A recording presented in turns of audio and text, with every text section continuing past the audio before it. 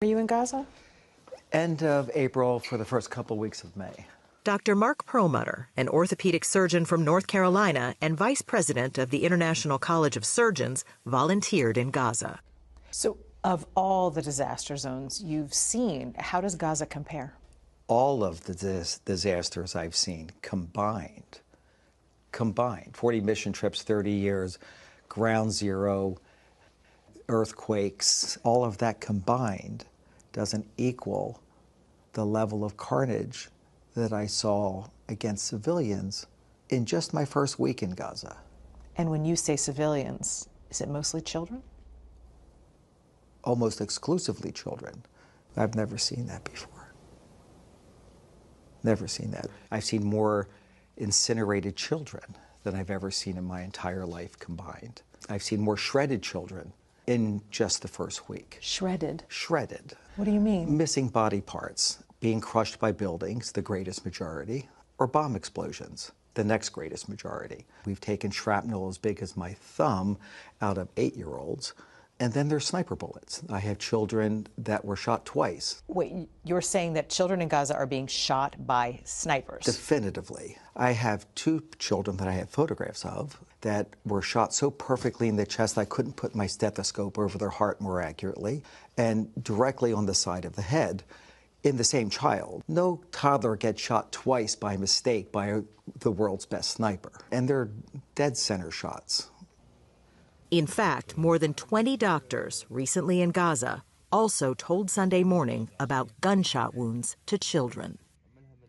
One American doctor told us he even reviewed CT scans to confirm what he saw because he, quote, didn't believe that this many children could be admitted to a single hospital with gunshot wounds to the head. Some shootings have been captured on video. The Israel Defense Forces declined our requests for an on-camera interview. But in an email, a spokesperson told CBS News, quote, the IDF has never and will never deliberately target children, adding, quote, remaining in an active combat zone has inherent risks. And the IDF stressed that it calls for the evacuation of civilians from combat zones. The UN reports that to date, more than 80% of Gaza's population has been displaced and the majority of its buildings destroyed. A reality which has taken its own toll on the well-being of children. What about the emotional wounds? How can you measure that? I can't measure my own. How do you be an orphan and watching your family, melted in front of you and shredded in front of you? How do you fix that? Ever fix that? In fact, so many Palestinian children have had family members killed that doctors created a shorthand term, WCNSF, wounded child, no surviving family. We're very proud and honored to be able to bring... Last month, speaking in Washington, D.C., other American doctors echoed Dr. Perlmutter's calls for help.